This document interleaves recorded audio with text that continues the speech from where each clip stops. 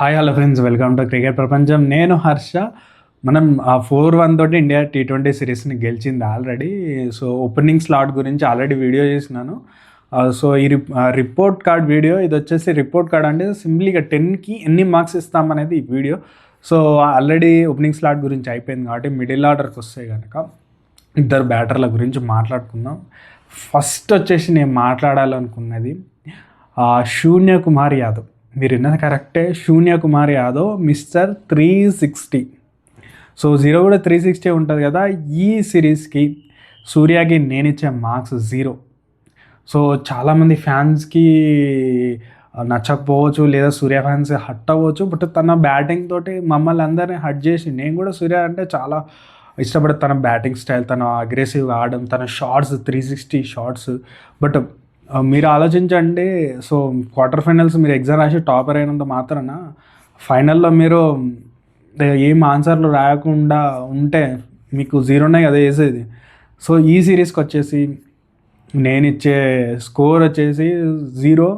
అందుకే నేను శూన్య కుమార్ యాదవ్ అని చెప్తున్నాను. సో సూర్యకి అయితే టైం ఉంది, మంచి ప్లేయర్, మనందరికీ తెలుసు. తనని క్వశ్చన్ చేయడానికి ఏం లేదు. బట్ తను ఇంకా టైం స్పెండ్ చేయాల్సి అవసరం ఉంది. తను ఏదైతే మన అందరూ తెలుసు, మనకు T20 వరల్డ్ కప్ అయిపోయిన తర్వాత అన్ని T20 మ్యాచెస్ జరగలేదు.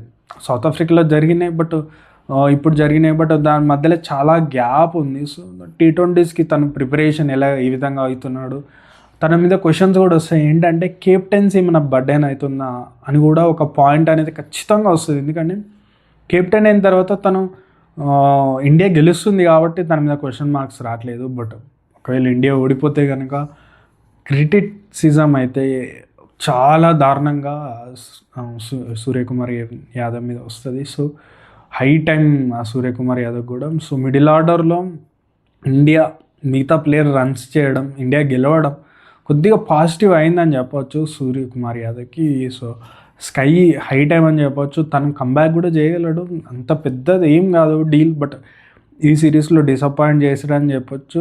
నేను కంప్లీట్ 0 ఇస్తున్నాను సూర్యకుమార్ యాదవ్కి ఈ సిరీస్లో. అండ్ నెక్స్ట్ బ్యాటర్ చూసుకుంటే కనుక తిలక్ వర్మ. అసలు తిలక్ వర్మ మెచ్యూరిటీ చూస్తే కనుక అసలు ఎన్ని గేమ్స్ ఆడిండు. నాకు తెలిసినంత వరకు ఇప్పుడున్న ఇండియన్ టాలెంట్లు చూస్తే కనుక మెచ్యూరిటీ, గేమ్ అవేర్నెస్ చూస్తే కనుక తిలక్ వర్మని మించి ఇంకో ప్లేయర్ లేడనిపిస్తుంది గేమ్ అవేర్నెస్లో. ఎందుకంటే ముంబైకి ఆడిన ముంబై ఇన్నింగ్స్లు చూసినా మీరు, టఫ్ సిచ్యువేషన్లో ఎవరైతే నిలబడతారో వాళ్ళకి ఎక్కువ గుర్తింపు, షైన్ అని వస్తుంది. అని అందరూ తెలుసు. ఫస్ట్ T20లో తను చూస్తే కనుక అభిషేక్ శర్మ కొడుతున్నాడు కాబట్టి చాలా సైలెంట్గా ఆడిండు, అక్కడ నాట్అవుట్ ఉన్నాడు. అండ్ తర్వాత చెన్నైకి వచ్చేసరికి చెన్నై ఇన్నింగ్స్ అయితే అస్సలు ఒక వైపున వికెట్స్ పడుతున్నా కూడా తన 22 years 23 years old young man తను చూపించిన మెచ్యూరిటీకి అండ్ ఎక్కడ కూడా తడబడినట్టు లేదు. తను నిలబడి ఆ గేమ్ని సింగిల్ హ్యాండెడ్గా గెలిపించాడని చెప్పచ్చు. సింగిల్ హ్యాండెడ్గా గెలిపించడం అనేది T20స్లో ఇంపాసిబుల్.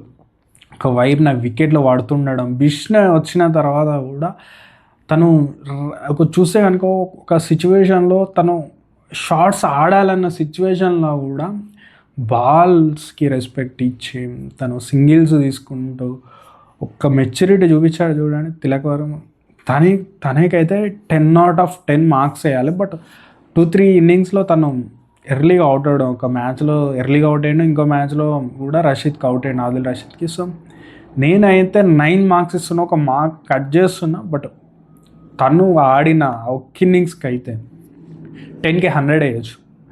సో తిలక్ వర్మ అయితే అద్భుతంగా ఈ సిరీస్లో ఆడినని చెప్పొచ్చు. ఓవరాల్గా తను సౌత్ ఆఫ్రికా చూసినా, ఇక్కడ చూసినా మోస్ట్ ఇంప్రెసివ్ అని చెప్పొచ్చు. అండ్ ముంబైకి వచ్చేసరికి, ముంబైలో కూడా మీరు చూస్తే కనుక ఇప్పుడు ఒక బ్యాటర్ అటాక్ చేస్తుంటే ఆ సింగిల్ తీసి తనకి స్ట్రైక్ ఇవ్వాలి. సో అదే పని అభిషేక్ శర్మకి చేసి ఇవ్వడం జరిగింది తిలక్ వర్మ. పార్ట్నర్షిప్ చూసినా తిలక్ ఉన్నంత సేపు ఒక విధంగా వెళ్ళింది. తిలక్ అవుట్ కాగానే మిగతా బ్యాటర్ రావడం, వాళ్ళు కూడా రన్స్ కొట్టడానికి ట్రై చేయడం. బట్ రన్ రేట్ అక్కడ తగ్గింది, మీరు చూడాల్సింది. సో ఎప్పుడైనా సరే ఒక T20లో ఎక్కడైనా సరే ఒక బ్యాటర్ అద్భుతంగా టాప్ గేర్లో ఆడుతున్నాడు అంటే నెక్స్ట్ వచ్చేసి బ్యాటర్ సింగిల్ తీసి ఇవ్వడం 100 రన్స్ పార్ట్నర్షిప్ వచ్చింది. So one of the reason Tilak Varma అనే చెప్పొచ్చు. ఎందుకంటే మీరు ఏ T20s చూసినా, ఒకవేళ మీరు చూసిన క్రిస్ గేల్ 164 ఎంతో కొడతాడు ఆర్సీబీ మీద, నాకు నెంబర్ కరెక్ట్ లేదు, బట్ 150+ కొడతాడు. ఆ ఇన్నింగ్స్లో చూసిన నాన్ స్ట్రైకర్లో దిల్షాన్ ఉంటాడు, 36 బాల్స్కి 36 కొడతాడు తను ఆ మ్యాచ్లో కూడా. సో తను ఉన్నంతసేపు మస్తు రన్స్ వస్తాయి దిల్షాన్ ఉన్నంతసేపు. మీరు చూడండి ఆ మ్యాచ్ స్కోర్ కార్డ్ మీరు చూస్తే తెలుస్తుంది. సో నా మ్యాచ్ గురించి వద్దులే కానీ చెప్తున్నాను. సో ఎప్పుడైనా క్రికెట్లో స్ట్రైకర్ ఎంత ఇంపార్టెంట్ ఉంటాడు, నాన్ స్ట్రైకర్ కూడా అంత ఇంపార్టెంట్ రోల్ ప్లే చేస్తాడు. అందుకే నేను తిలక్ వర్మని పొగుడుతున్నాను, అంత మెచ్యూరిటీ చూపించింది కాబట్టి ఆ స్కోర్ ఇంత మనం చూసుకుంటే 10 ఓవర్స్లో 150 దాకా పోయిన తర్వాత డిప్ అయింది అక్కడ స్కోర్. సో నాకు తెలిసినంత వరకు తిలక్ వర్మకి నేను 9/10 అంటే 10కి 9 ఇస్తాను. But top notch innings middle ఆర్డర్లో నాకు తెలిసి ఇండియాకి దొరికిన ఒక డైమండ్ అని చెప్పొచ్చు.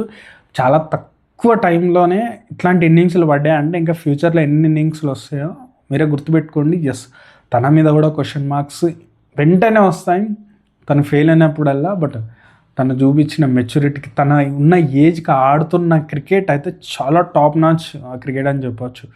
ఈజ్ జస్ట్ 23 years old, అది మాత్రమే గుర్తుపెట్టుకోవాలి. అండ్ చూస్తే కనుక స్కై కమ్బ్యాక్ చేయాలనుకుంటున్నాను. అండ్ ఆల్సో తిలక్ మంచి ఇన్నింగ్స్లో ఆడాలి. ఇంకా కొద్దిగా ఇంకా చూస్తే కనుక స్టడీ ఇన్నింగ్స్లో వస్తే కనుక మంచి ఫ్యూచర్ అయితే ఇండియన్ టీంకి ఉందని చెప్పొచ్చు. అండ్ నా వీడియో ఇక్కడ చూస్తే కనుక నా వీడియో అంతా ఇంతో మీకు ఇంట్రెస్టింగ్గా అనిపించింది కాబట్టి నాకు సబ్స్క్రైబ్ చేసి మీ సపోర్ట్ని కూడా తెలపాలని అయితే కోరుకుంటున్నాను.